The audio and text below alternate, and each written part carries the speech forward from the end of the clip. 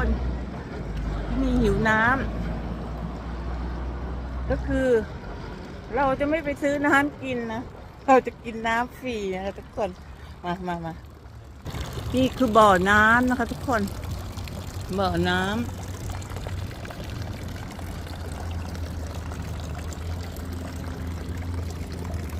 ที่นี่ก็จะไปกินน้ำที่บ่อ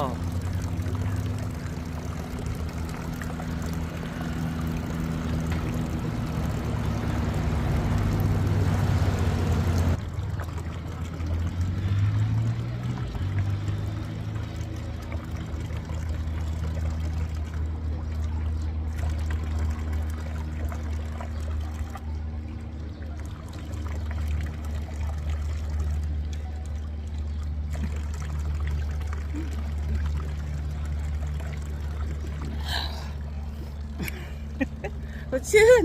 มีแรงไปต่อ